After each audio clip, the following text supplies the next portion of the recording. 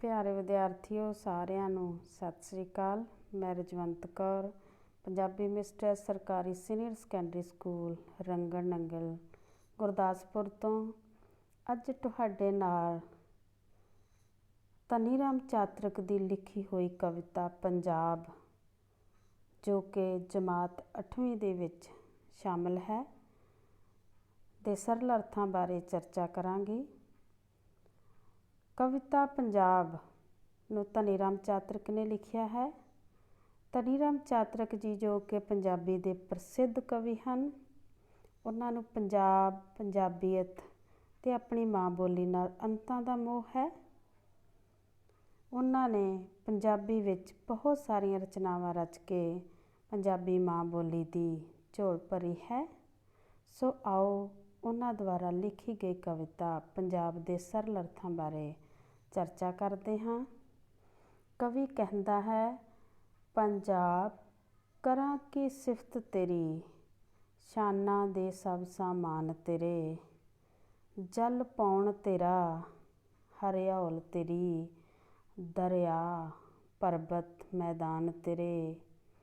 ਕਵੀ ਕਹਿੰਦਾ ਹੈ ਕਿ ਐ ਪੰਜਾਬ, ਮੈਂ ਤੇਰੀ ਕੀ ਸਿਫਤ ਕਰਾਂ, ਹਰ ਚੀਜ਼ ਤੇਰੀ ਸਿਫਤ ਕਰਨ ਯੋਗ ਹੈ।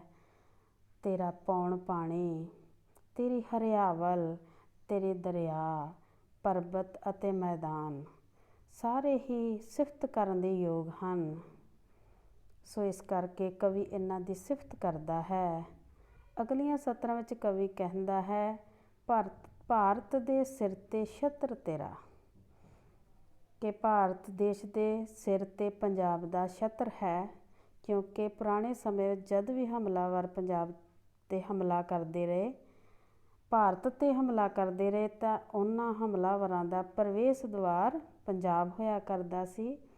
ਪੰਜਾਬ ਦੇ ਲੋਕਾਂ ਨੇ ਬਹਾਦਰੀ ਦੇ ਨਾਲ ਉਹਨਾਂ ਹਮਲਾਵਰਾਂ ਦਾ ਟਾਕਰਾ ਕੀਤਾ।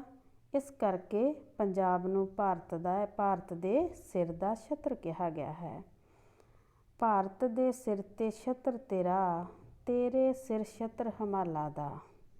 ਭਾਰਤ ਦੇ ਸਿਰ 'ਤੇ ਪੰਜਾਬ ਦਾ ਛਤਰ ਹੈ ਅਤੇ ਪੰਜਾਬ ਦੇ ਸਿਰ 'ਤੇ ਹਿਮਾਲਾ ਦਾ ਪਰਬਤ ਹੈ।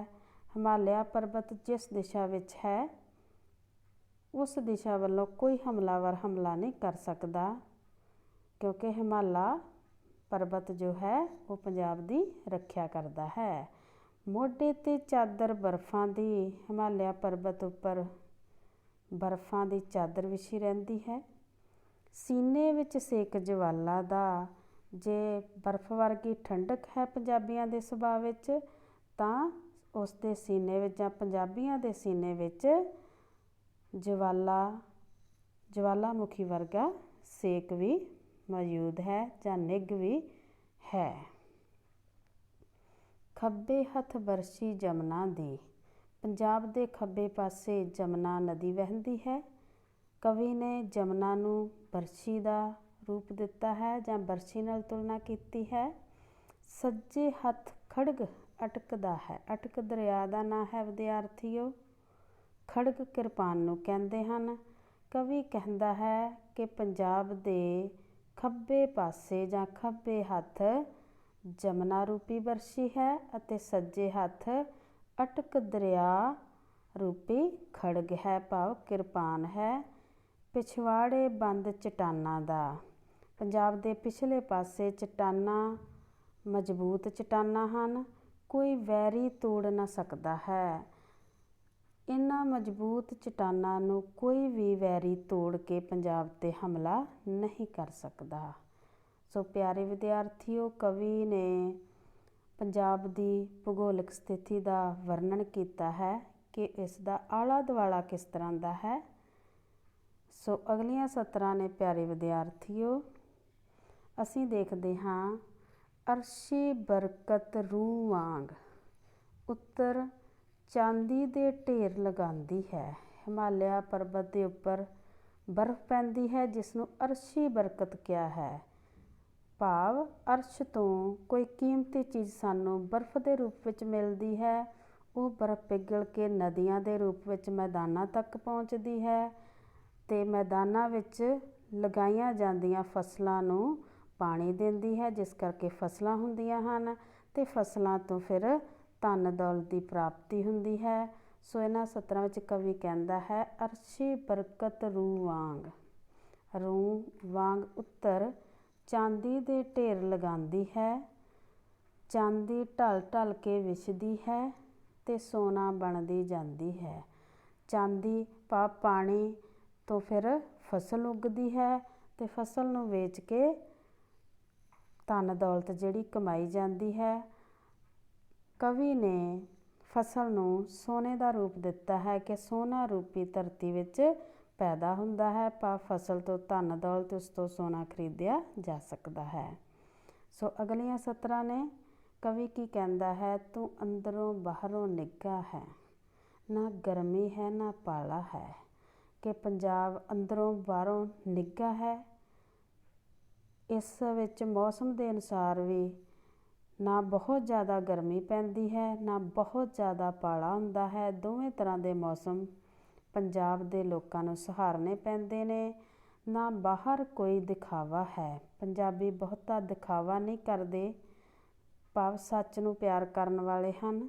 ਨਾ ਅੰਦਰ ਕਾਲਾ ਕਾਲਾ ਹੈ, ਉਹਨਾਂ ਦੇ ਮਨ ਦੇ ਅੰਦਰ ਕੋਈ ਵੈਰ ਭਾਵਨਾ ਜਾਂ ਕਾਲੇ ਵਿਚਾਰ ਨਹੀਂ ਚੱਲਦੇ, ਸਗੋਂ ਪਵਿੱਤਰ ਸੋਚ ਹੈ ਉਹਨਾਂ ਦੀ। ਜੋਬਨ ਵਿੱਚ ਝਲਕ ਜਲਾਲੀ ਹੈ, ਨੈਣਾਂ ਵਿੱਚ ਮਟਕ ਨਿਰਾਲੀ ਹੈ। ਪੰਜਾਬ ਦੇ ਨੌਜਵਾਨ ਗੱਭਰੂ ਜਿਹੜੇ ਨੇ, ਉਹਨਾਂ ਦੇ ਚਿਹਰੇ 'ਤੇ ਜੋ ਝਲਕ ਹੈ ਉਹ ਜਲਾਲੀ ਹੈ, ਭਾਵ ਉਹਨਾਂ ਦੇ ਚਿਹਰੇ ਬਹੁਤ ਸੁੰਦਰ ਹਨ। ਨੈਣਾਂ ਵਿੱਚ ਮਟਕ ਨਿਰਾਲੀ ਹੈ, ਉਹਨਾਂ ਨੂੰ ਜ਼ਿੰਦਗੀ ਜਿਉਣ ਦਾ ਇੱਕ ਵੱਖਰਾ ਹੀ ਸ਼ੌਂਕ ਹੈ। ਉਹਨਾਂ ਦੀਆਂ ਅੱਖਾਂ ਵਿੱਚ ਵੱਖਰੀ ਜਿਹੀ ਇੱਕ ਲਿਸ਼ਕ ਹੈ ਜ਼ਿੰਦਗੀ ਜਿਉਣ ਦੀ। ਹਿੱਕਾਂ ਵਿੱਚ ਹਿੰਮਤ ਆਲੀ ਹੈ, ਪੰਜਾਬ ਦੇ ਲੋਕਾਂ ਵਿੱਚ ਹਿੰਮਤ ਬਹੁਤ ਹੁੰਦੀ ਹੈ, ਹਿੰਮਤੀ ਬਹੁਤ ਹੁੰਦੇ ਹਨ।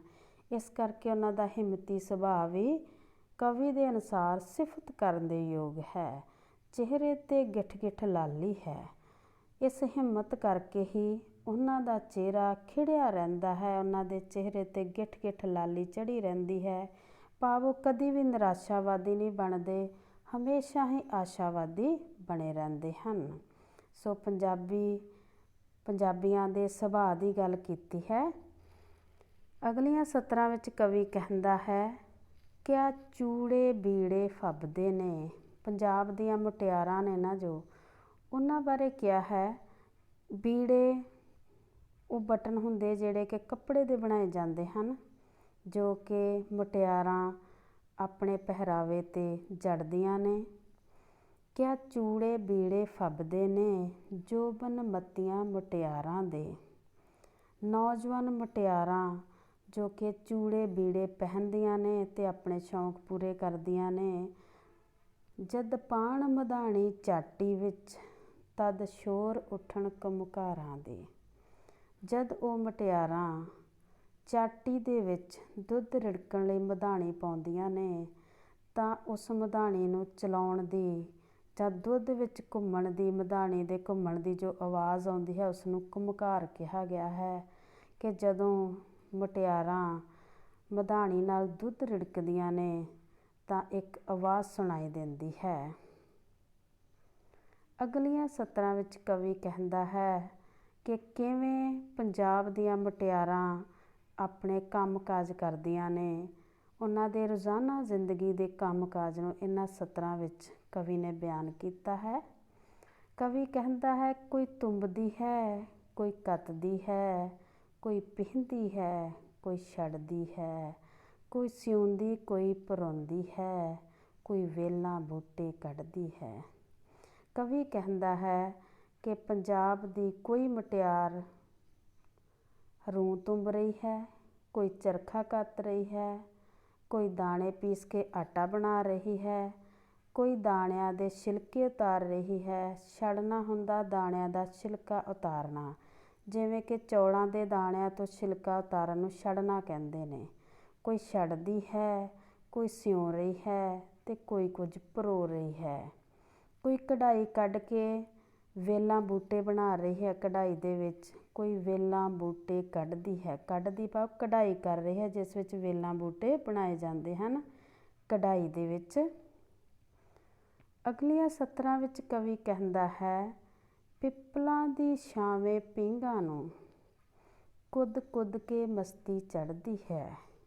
ਪਿੱਪਲਾਂ ਦੀ ਛਾਵੇਂ ਪੀਂਘਾਂ ਨੂੰ ਕੁੱਦ ਕੁੱਦ ਕੇ ਮਸਤੀ ਚੜ੍ਹਦੀ ਹੈ। ਟੁੰਬਦਾ ਹੈ ਜੋਸ਼ ਜਵਾਨੀ ਨੂੰ, ਇੱਕ ਛੱਡਦੀ ਹੈ ਇੱਕ ਫੜਦੀ ਹੈ। ਕਵੀ ਕਹਿੰਦਾ ਹੈ ਕਿ ਮੁਟਿਆਰਾਂ ਪਿੱਪਲਾਂ ਦੇ ਹੇਠ ਪੀਂਘਾਂ ਪਾਉਂਦੀਆਂ ਹਨ ਤੇ ਖੁਸ਼ੀ ਖੁਸ਼ੀ ਉਹਨਾਂ ਨੂੰ ਝੂਟਦੀਆਂ ਹਨ। ਟੁੰਬਦਾ ਹੈ ਜੋਸ਼ ਜਵਾਨੀ ਨੂੰ, ਜਵਾਨੀ ਦੇ ਜੋਸ਼ ਵਿੱਚ ਉਹ ਪੀਂਘਾਂ ਝੂਟਦੀਆਂ ਹੋਈਆਂ ਇੱਕ ਪੀਂਘ ਫੜਦੀ ਹੈ, ਦੂਸਰੀ ਛੱਡਦੀ ਹੈ। ਇਸ ਤਰ੍ਹਾਂ ਵਾਰੀ ਵਾਰੀ ਉਹ ਪੀਂਘਾਂ ਝੂਟਦੀਆਂ ਹਨ। ਸੋ ਪਿਆਰੇ ਵਿਦਿਆਰਥੀਓ, ਅਗਲੀਆਂ ਸਤਰਾਂ ਹਨ ਸਾਡੇ ਕੋਲ। ਜਦ ਰਾਤ ਚਾਨਣੀ ਖਿੜਦੀ ਹੈ, ਕੋਈ ਰਾਗ ਇਲਾਹੀ ਛਿੜਦਾ ਹੈ।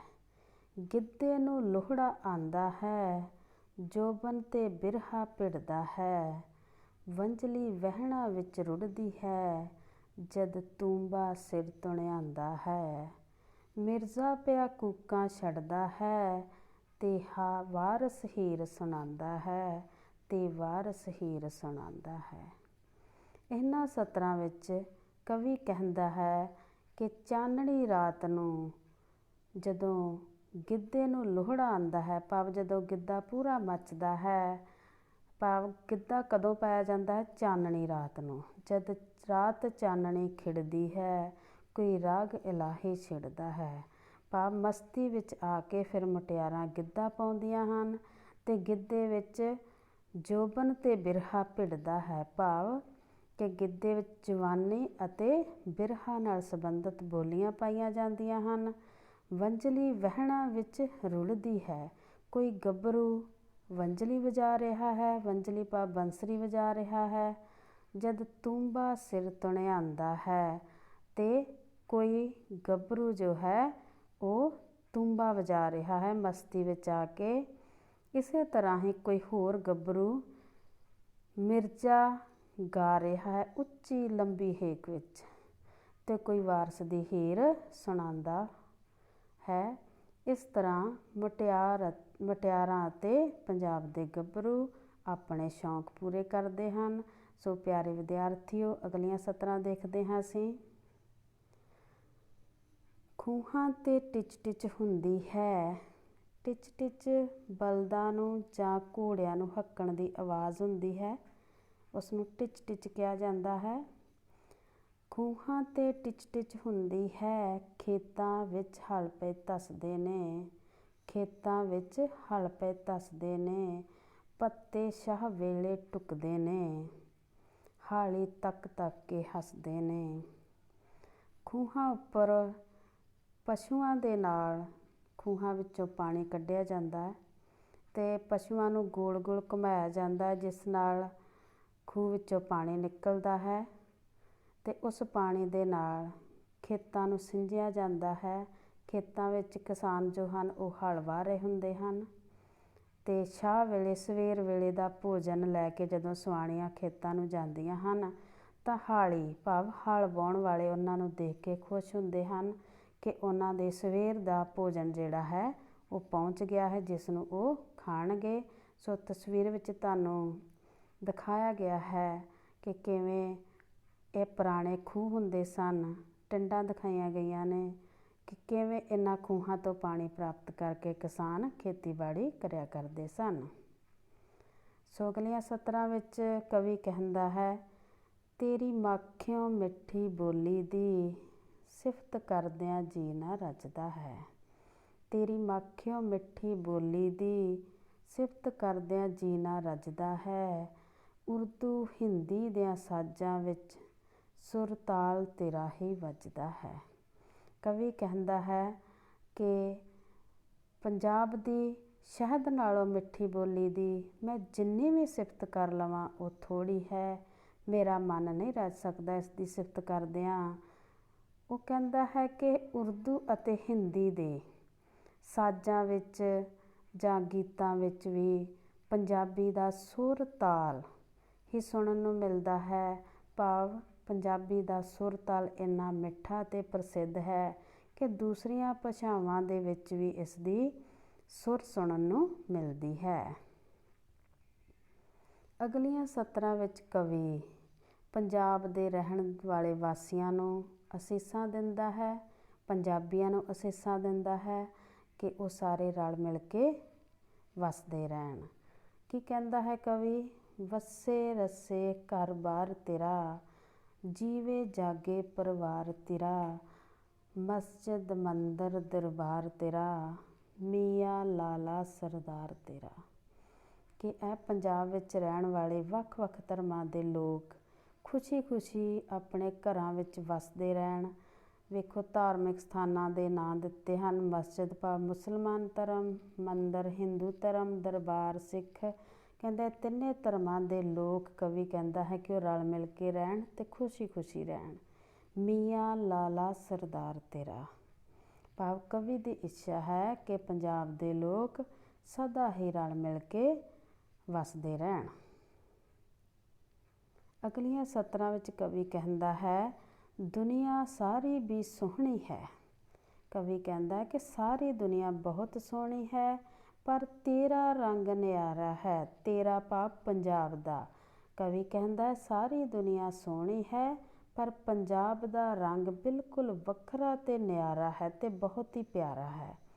ਤੇਰੀ ਮਿੱਟੀ ਦਾ ਕੁੱਲਾ ਵੀ, ਤੇਰੀ ਮਿੱਟੀ ਦਾ ਕੁੱਲਾ ਵੀ ਸ਼ਾਹੀ ਮਹਿਲਾਂ ਤੋਂ ਪਿਆਰਾ ਹੈ। ਕਵੀ ਨੂੰ ਪੰਜਾਬ ਦੀ ਮਿੱਟੀ ਦਾ ਬਣਿਆ ਹੋਇਆ ਘਰ ਸ਼ਾਹੀ ਮਹਿਲਾਂ ਤੋਂ ਵੀ ਪਿਆਰਾ ਅਤੇ ਸੋਹਣਾ ਲੱਗਦਾ ਹੈ। ਸੋ ਕਵੀ ਅਗਲੀਆਂ ਸਤਰਾਂ ਵਿੱਚ ਕੀ ਕਹਿੰਦਾ ਹੈ? ਤੇਰੇ ਜ਼ਰੇ ਜ਼ਰੇ ਅੰਦਰ, ਜ਼ਰੇ ਜ਼ਰੇ ਭਾਵ ਕਿਣਕੇ ਕਿਣਕੇ ਅੰਦਰ, ਆਪਣਤ ਜਿਹੀ ਕੋਈ ਵਸਦੀ ਹੈ। ਤੇਰੇ ਜ਼ਰੇ ਜ਼ਰੇ ਅੰਦਰ ਆਪਣਤ ਜਿਹੀ ਕੋਈ ਵਸਦੀ ਹੈ, ਤੇਰੀ ਗੋਦੀ ਵਿੱਚ ਬਹਿੰਦਿਆਂ ਹੀ ਦੁਨੀਆ ਦੀ ਚਿੰਤਾ ਨੱਸਦੀ ਹੈ। ਕਵੀ ਕਹਿੰਦਾ ਹੈ ਕਿ ਇਹ ਪੰਜਾਬ ਤੇਰੇ ਕਿਣਕੇ ਕਿਣਕੇ ਵਿੱਚ ਮੈਨੂੰ ਆਪਣਾਪਨ ਦਿਖਾਈ ਦਿੰਦਾ ਹੈ ਅਤੇ ਤੇਰੀ ਗੋਦੀ ਵਿੱਚ ਬੈਠ ਕੇ ਮੈਨੂੰ ਸਾਰੀ ਦੁਨੀਆ ਦੀ ਚਿੰਤਾ ਖਤਮ ਹੋ ਜਾਂਦੀ ਹੈ। ਸਾਰੀ ਦੁਨੀਆ ਦੀ ਕੋਈ ਚਿੰਤਾ ਹੀ ਨਹੀਂ ਰਹਿੰਦੀ। ਭਾਵ ਕਿ ਕਵੀ ਨੂੰ ਪੰਜਾਬ ਦੇ ਨਾਲ ਬਹੁਤ ਜ਼ਿਆਦਾ ਮੋਹ ਪਿਆਰ ਹੈ।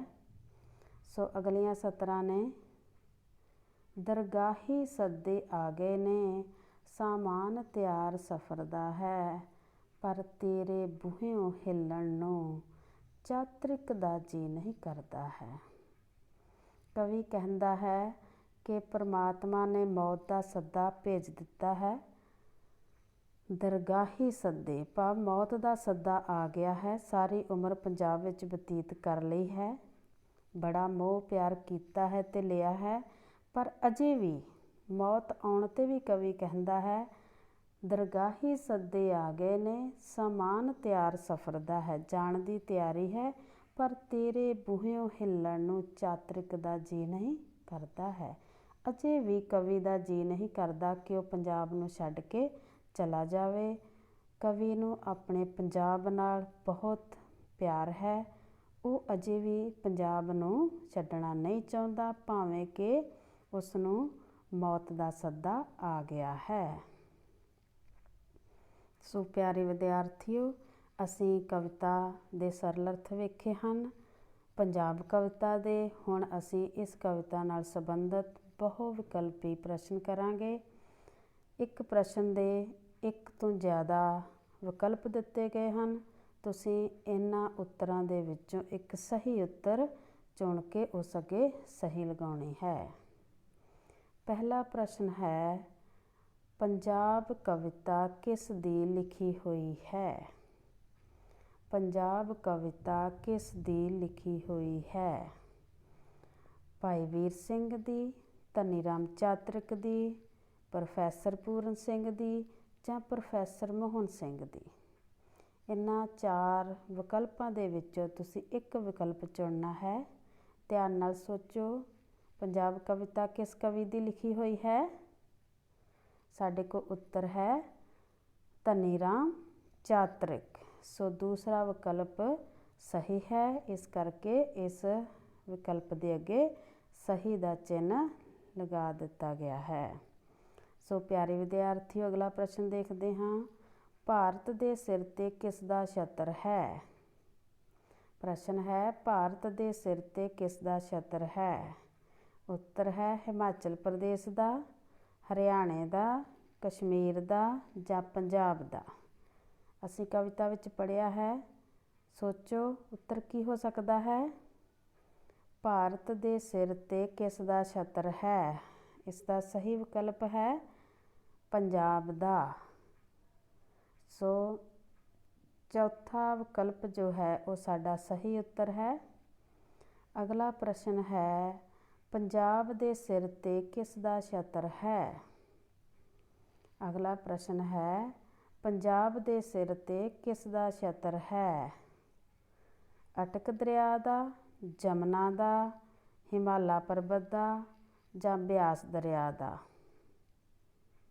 ਇਸ ਦਾ ਉੱਤਰ ਚੁਣੋ ਜਰਾ, ਸੋਚੋ ਕੀ ਹੋ ਸਕਦਾ ਹੈ? ਪੰਜਾਬ ਦੇ ਸਿਰ ਤੇ ਹਿਮਾਲਾ ਪਰਬਤ ਦਾ ਛਤਰ ਹੈ। ਸੋ ਸਾਡੀ ਤੀਸਰੀ ਆਪਸ਼ਨ ਜੋ ਹੈ ਉਹ ਬਿਲਕੁਲ ਸਹੀ ਹੈ। ਇਸ ਅੱਗੇ ਅਸੀਂ ਸਹੀ ਦਾ ਚਿੰਨ੍ਹ ਲਗਾਉਂਦੇ ਹਾਂ। ਅਗਲਾ ਪ੍ਰਸ਼ਨ ਹੈ ਕਵੀ ਕਿਹੜੀ ਬੋਲੀ ਮੱਖਿਓਂ ਮਿੱਠੀ ਕਹਿੰਦਾ ਹੈ? ਮੱਖਿਓ ਤੋਂ ਭਾਵ ਹੈ ਸ਼ਹਿਦ ਤੋਂ ਮਿੱਠੀ। ਕਵੀ ਕਿਹੜੀ ਬੋਲੀ ਮੱਖਿਓਂ ਮਿੱਠੀ ਕਹਿੰਦਾ ਹੈ? ਇਹਦੇ ਵਿਕਲਪ ਹਨ ਪੰਜਾਬੀ ਬੋਲੀ, ਫਾਰਸੀ ਭਾਸ਼ਾ, ਉਰਦੂ ਭਾਸ਼ਾ ਜਾਂ ਕਸ਼ਮੀਰੀ ਭਾਸ਼ਾ। ਇਸ ਦਾ ਸਹੀ ਵਿਕਲਪ ਕਿਹੜਾ ਹੋਵੇਗਾ? ਸੋ ਅਸੀਂ ਦੇਖਦੇ ਹਾਂ ਪੰਜਾਬੀ ਬੋਲੀ। ਕਵੀ ਪੰਜਾਬੀ ਬੋਲੀ ਨੂੰ ਮੱਖਿਓਂ ਮਿੱਠੀ ਬੋਲੀ ਕਹਿੰਦਾ ਹੈ। ਪਹਿਲਾ ਵਿਕਲਪ ਇਹਦਾ ਸਹੀ ਹੈ।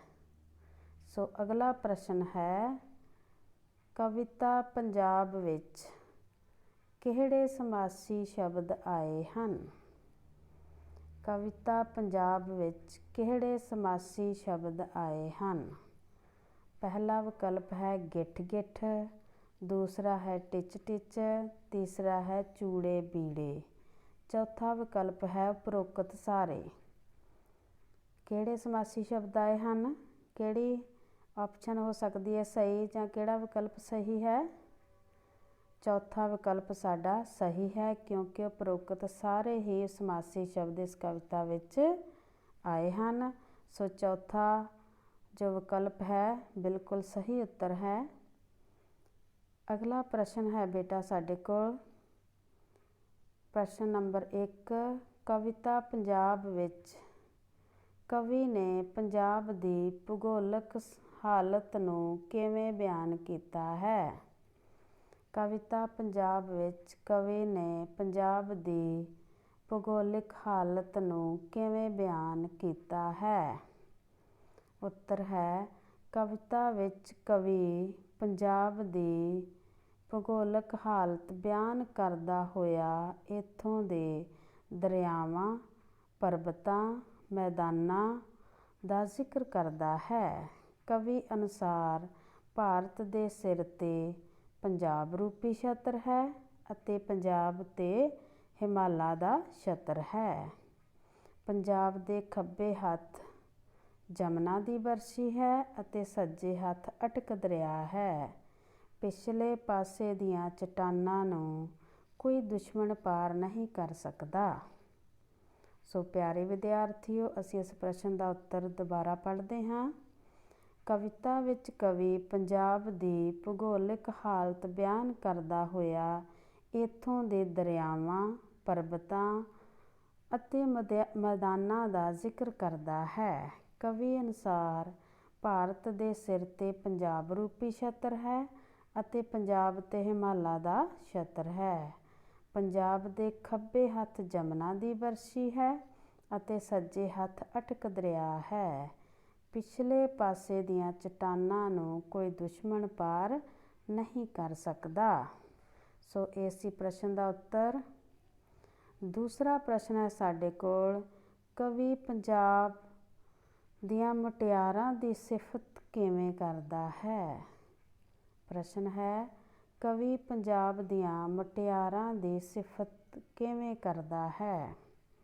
ਉੱਤਰ ਹੈ ਕਵੀ ਕਵਿਤਾ ਵਿੱਚ ਪੰਜਾਬ ਦੀਆਂ ਮੁਟਿਆਰਾਂ ਦੀ ਸਿਫਤ ਕਰਦਾ ਹੋਇਆ ਕਹਿੰਦਾ ਹੈ ਕਿ ਪੰਜਾਬ ਦੀਆਂ ਮੁਟਿਆਰਾਂ ਦੇ ਚੂੜੇ ਬੀੜੇ ਬਹੁਤ ਸੋਹਣੇ ਲੱਗਦੇ ਹਨ। ਜਦੋਂ ਉਹ ਦੁੱਧ ਰਿੜਕਣ ਲਈ ਮਧਾਣੀ ਚਾਟੀ ਵਿੱਚ ਪਾਉਂਦੀਆਂ ਹਨ ਤਾਂ ਮਧਾਣੀ ਦੀ ਆਵਾਜ਼ ਸੁਣਾਈ ਦਿੰਦੀ ਹੈ। ਅਸੀਂ ਫਿਰ ਉੱਤਰ ਪੜ੍ਹਦੇ ਹਾਂ। ਕਵੀ ਕਵਿਤਾ ਵਿੱਚ ਪੰਜਾਬ ਦੀਆਂ ਮੁਟਿਆਰਾਂ ਦੀ ਸਿਫਤ ਕਰਦਾ ਹੋਇਆ ਕਹਿੰਦਾ ਹੈ ਕਿ ਪੰਜਾਬ ਦੀਆਂ ਮੁਟਿਆਰਾਂ ਦੇ ਚੂੜੇ ਬੀੜੇ ਬਹੁਤ ਸੋਹਣੇ ਲੱਗਦੇ ਹਨ। ਜਦੋਂ ਉਹ ਦੁੱਧ ਰਿੜਕਣ ਲਈ ਮਧਾਣੀ ਚਾਟੀ ਵਿੱਚ ਪਾਉਂਦੀਆਂ ਹਨ ਤਾਂ ਮਧਾਣੀ ਦੀ ਆਵਾਜ਼ ਆਉਂਦੀ ਹੈ। ਅਗਲਾ ਜੋ ਸਾਡੇ ਕੋਲ ਹੈ ਸਹੀ ਗਲਤ ਹੈ, ਅਸੀਂ ਵਾਕ ਪੜ੍ਹਾਂਗੇ। ਵਾਕ ਦੇ ਵਿੱਚ ਪੰਜਾਬ ਕਵਿਤਾ ਨਾਲ ਸੰਬੰਧਿਤ ਜੋ ਜਾਣਕਾਰੀ ਦਿੱਤੀ ਗਈ ਹੈ, ਜੇਕਰ ਉਹ ਜਾਣਕਾਰੀ ਸਹੀ ਹੈ ਤਾਂ ਅਸੀਂ ਵਾਕ ਦੇ ਅੱਗੇ ਸਹੀ ਦਾ ਨਿਸ਼ਾਨ ਲਗਾਵਾਂਗੇ। ਜੇ ਉਹ ਜਾਣਕਾਰੀ ਕਵਿਤਾ ਦੇ ਅਨੁਸਾਰ ਗਲਤ ਹੈ ਤਾਂ ਉਸ ਅੱਗੇ ਗਲਤ ਦਾ ਨਿਸ਼ਾਨ ਲਗਾਵਾਂਗੇ। ਪਹਿਲਾ ਵਾਕ ਹੈ, ਕਵੀ ਕਵਿਤਾ ਵਿੱਚ ਪੰਜਾਬ ਦੀ ਸਿਫਤ ਕਰਦਾ ਹੈ। ਕਵੀ ਕਵਿਤਾ ਵਿੱਚ ਪੰਜਾਬ ਦੀ ਸਿਫਤ ਕਰਦਾ ਹੈ। ਦੂਸਰਾ ਵਾਕ ਹੈ, ਕਵਿਤਾ ਵਿੱਚ ਬਰਫ਼ ਨੂੰ ਅਰਸ਼ੀ ਬਰਕਤ ਕਿਹਾ ਗਿਆ ਹੈ। 3 ਨੰਬਰ ਹੈ, ਚਾਂਦਨੀ ਰਾਤ ਵਿੱਚ ਮੁਟਿਆਰਾਂ ਭੰਗੜਾ ਪਾਉਂਦੀਆਂ ਹਨ। ਚਾਂਦਨੀ ਰਾਤ ਵਿੱਚ ਮੁਟਿਆਰਾਂ ਭੰਗੜਾ ਪਾਉਂਦੀਆਂ ਹਨ। ਚੌਥਾ ਨੰਬਰ ਹੈ, ਕਹਾਣੀਕਾਰ ਨੂੰ ਦਰਗਾਹੀ ਸੱਦੇ ਆ ਗਏ ਹਨ। ਕਹਾਣੀਕਾਰ ਨੂੰ ਦਰਗਾਹੀ ਸੱਦੇ ਆ ਗਏ ਹਨ। 5ਵਾਂ ਨੰਬਰ ਹੈ, ਕਵੀ ਦਾ ਪੰਜਾਬ ਦੀ ਧਰਤੀ ਤੋਂ ਜਾਣ ਨੂੰ ਜੀ ਨਹੀਂ ਕਰਦਾ। ਕਵੀ ਦਾ ਪੰਜਾਬ ਦੀ ਧਰਤੀ ਤੋਂ ਜਾਣ ਨੂੰ ਜੀ ਨਹੀਂ ਕਰਦਾ। ਸਹੀ ਗਲਤ ਹੈ, ਅਸੀਂ ਵਾਕ ਦੇਖਦੇ ਹਾਂ, ਉਹਨਾਂ ਅੱਗੇ ਗਲਤ ਸਹੀ ਦਾ ਚਿੰਨ੍ਹ ਲਗਾਉਂਦੇ ਹਾਂ। ਕਵੀ ਕਵਿਤਾ ਵਿੱਚ ਪੰਜਾਬ ਦੀ ਸਿਫਤ ਕਰਦਾ ਹੈ, ਇਹ ਜਾਣਕਾਰੀ ਬਿਲਕੁਲ ਸਹੀ ਹੈ, ਵਾਕ ਠੀਕ ਹੈ। ਸੋ ਇਸ ਵਾਕ ਅੱਗੇ ਅਸੀਂ ਸਹੀ ਦਾ ਨਿਸ਼ਾਨ ਲਗਾਵਾਂਗੇ। ਕਵਿਤਾ ਵਿੱਚ ਬਰਫ਼ ਨੂੰ ਅਰਸ਼ੀ ਬਰਕਤ ਕਿਹਾ ਗਿਆ ਹੈ। ਕਵਿਤਾ ਵਿੱਚ ਬਰਫ਼ ਨੂੰ ਅਰਸ਼ੀ ਬਰਕਤ ਕਿਹਾ ਗਿਆ ਹੈ, ਇਹ ਬਿਲਕੁਲ ਠੀਕ ਹੈ ਵਾਕ। ਇਸ ਕਰਕੇ ਇਸ ਅੱਗੇ ਵੀ ਅਸੀਂ ਸਹੀ ਦਾ ਨਿਸ਼ਾਨ ਲਗਾਵਾਂਗੇ। ਤੀਸਰਾ ਵਾਕ ਹੈ, ਚਾਂਦਨੀ ਰਾਤ ਵਿੱਚ ਮੁਟਿਆਰਾਂ ਭੰਗੜਾ ਪਾਉਂਦੀਆਂ ਹਨ।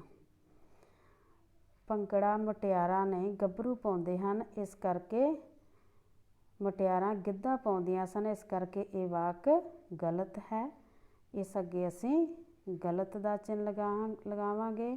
ਚਾਂਦਨੀ ਰਾਤ ਵਿੱਚ ਮੁਟਿਆਰਾਂ ਭੰਗੜਾ ਪਾਉਂਦੀਆਂ ਹਨ, ਇਹ ਵਾਕ ਗਲਤ ਹੈ। ਕਹਾਣੀਕਾਰ ਨੂੰ ਦਰਗਾਹੀ ਸੱਦੇ ਆ ਗਏ ਹਨ। ਅਸੀਂ ਕਵਿਤਾ ਪੜ੍ਹੀ ਹੈ ਪੰਜਾਬ ਅਤੇ ਕਵਿਤਾ ਨੂੰ ਲਿਖਦਾ ਹੈ ਕਵੀ, ਅਤੇ ਪਰੰਤੂ ਇਸ ਵਾਕ ਵਿੱਚ ਕਿਹਾ ਗਿਆ ਹੈ ਕਿ ਕਹਾਣੀਕਾਰ ਨੂੰ ਦਰਗਾਹੀ ਸੱਦੇ ਆ ਗਏ ਹਨ। ਕਿਸ ਨੂੰ ਦਰਗਾਹੀ ਸੱਦੇ ਆਏ ਸਨ? ਕਹਾਣੀਕਾਰ ਨੂੰ ਨਹੀਂ, ਕਵੀ ਨੂੰ। ਇਸ ਕਰਕੇ ਇਹ ਵਾਕ ਗਲਤ ਹੈ। ਕਵੀ ਦਾ ਪੰਜਾਬ ਦੀ ਧਰਤੀ ਤੋਂ ਜਾਣ ਨੂੰ ਜੀ ਨਹੀਂ ਕਰਦਾ।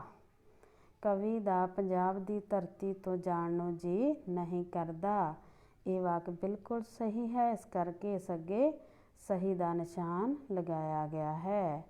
ਪਿਆਰੇ ਵਿਦਿਆਰਥੀਓ, ਤੁਸੀਂ ਕਵਿਤਾ ਪੜ੍ਹੀ ਅਤੇ ਸਮਝੀ, ਸਰਲ ਅਰਥ ਸਮਝੇ, ਪ੍ਰਸ਼ਨ ਉੱਤਰ ਕੀਤੇ ਅਤੇ ਸਹੀ ਗਲਤ ਵੀ ਤੁਸੀਂ ਸਮਝ ਲਏ ਹਨ। ਤੁਸੀਂ ਅਭਿਆਸ ਦੇ ਪ੍ਰਸ਼ਨ ਉੱਤਰ, ਸਹੀ ਗਲਤ ਅਤੇ ਬਹੁ ਵਿਕਲਪੀ ਪ੍ਰਸ਼ਨਾਂ ਨੂੰ ਆਪਣੀ ਪੱਕੀ ਕਾਪੀ ਉੱਪਰ ਸੁੰਦਰ ਲਿਖਾਈ ਵਿੱਚ ਲਿਖਣਾ ਹੈ ਅਤੇ ਸਮਝ ਕੇ ਯਾਦ ਕਰਨਾ ਹੈ। ਸੋ ਪਿਆਰੇ ਵਿਦਿਆਰਥੀਓ, ਤੁਹਾਡਾ ਸਾਰਿਆਂ ਦਾ ਬਹੁਤ ਬਹੁਤ ਧੰਨਵਾਦ।